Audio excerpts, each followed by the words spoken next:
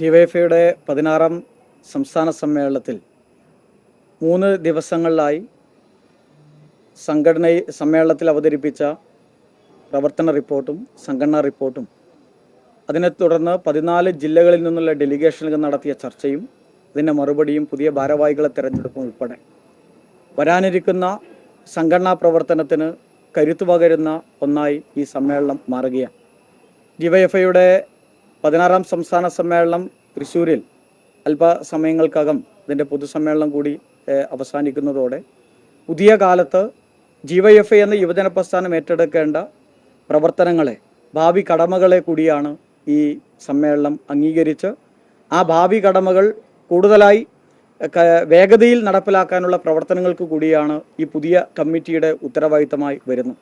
അപ്പോൾ ആ ഭാവി കടമകളിൽ അത് പ്രത്യേകമായി തന്നെ സമ്മേളനത്തിനകത്ത് അവതരിപ്പിച്ചു. ഡിവൈഎഫ്ഐയുടെ സംഘടനാപരമായ ഇടപെടലുകളുണ്ട്. അതോടൊപ്പം തന്നെ സമൂഹത്തിലെ തിന്മകൾക്കെതിരായിട്ടുള്ള ഒരു വലിയ പോരാട്ടം, ലഹരി ഉൾപ്പെടെ സമൂഹത്ത് വലതുപക്ഷ വൽക്കരണത്തിനെതിരായിട്ടുള്ള സമരങ്ങൾ ഏറ്റെടുക്കേണ്ടതുണ്ട്. ഡിവൈഎഫ്ഐയുടെ സമരത്തിൻ്റെ പുതിയ മുദ്രാവാക്യങ്ങൾ, സമരത്തിൻ്റെ സമയം പോലും, പുതിയ സമര സമയങ്ങളെ പോലും ചർച്ച ചെയ്യപ്പെടേണ്ടതുണ്ട്. പുതിയ സമര രീതികളെ നമുക്ക് മുന്നോട്ട് കൊണ്ടുപോകേണ്ടതുണ്ട്. അങ്ങനെ ഈ കാലം ആവശ്യപ്പെടുന്ന അതിലേറ്റവും പ്രധാനപ്പെട്ട ഒന്നാണ് വർഗീയതക്കെതിരായ സമരം. മതനിരപേക്ഷതയുടെ മുദ്രാവാക്യം ഉയർത്തിപ്പിടിച്ചുകൊണ്ട് വർഗീയതക്കെതിരായ സമരങ്ങൾ നമുക്ക് ഏറ്റെടുക്കേണ്ടതായി വരും. അതോടൊപ്പം രാജ്യഭരണകൂടം ഈ രാജ്യത്തിലെ യുവതയ്ക്ക് മുകളിൽ അടിച്ചേൽപ്പിക്കുന്ന അവരുടെ അവകാശങ്ങളെ തകർത്തെറിയുന്ന നയങ്ങളും നിലപാടുകളുമുണ്ട്. തൊഴിൽ നിഷേധത്തിനെതിരെ, തൊഴിൽ മേഖലയിലുള്ള ചൂഷണത്തിനെതിരെ ശക്തമായ പ്രക്ഷോഭങ്ങൾക്ക് നമുക്ക് നേതൃത്വം കൊടുക്കേണ്ടതായി വരും. അതോടൊപ്പം തന്നെ 2 മാസം മാത്രം പൂർത്തീകരിക്കപ്പെട്ട കേരളത്തിലെ വലതുപക്ഷ ഗവൺമെൻറ്, ആ ഗവൺമെൻറ്റിൻ്റെ നയങ്ങൾ ഈ 2 മാസങ്ങൾ കൊണ്ട് തന്നെ ഏത് ദിശയിലേക്കാണ് എന്നതിലേക്ക് നാം എത്തി നിൽക്കുകയാണ്. അവിടെ കൂടുതൽ കരുത്തുറ്റ പ്രവർത്തനങ്ങളും പ്രക്ഷോഭങ്ങൾക്കും ഡിവൈഎഫ്ഐക്ക് നേതൃത്വം കൊടുക്കേണ്ടതായി വരുന്ന രാഷ്ട്രീയ സാഹചര്യത്തിൽ കൂടിയാണ് 16ാം സംസ്ഥാന സമ്മേളനം ഇവിടെ സമാപിക്കുന്നത്. തീർച്ചയായും ആ പോരാട്ടങ്ങൾക്കെല്ലാമുള്ള കരുത്തു കൂടിയാണ് 16ാം സംസ്ഥാന സമ്മേളനം നമ്മളിലേക്ക് എത്തുന്നത്.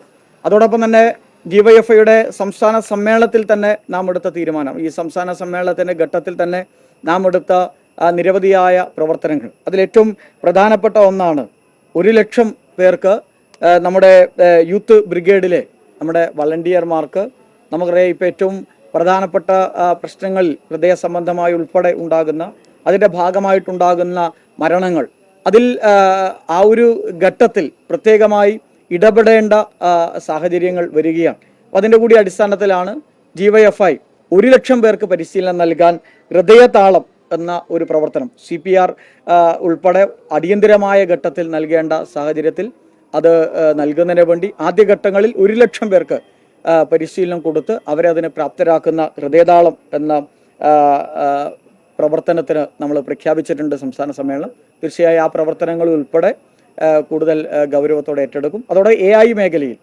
നമുക്കറിയാം ഈ കാലത്തിൽ വളരെ ഗൗരവത്തോടു കൂടി ചർച്ച ചെയ്തുകൊണ്ടിരിക്കുന്ന ഒന്നാണ് AI.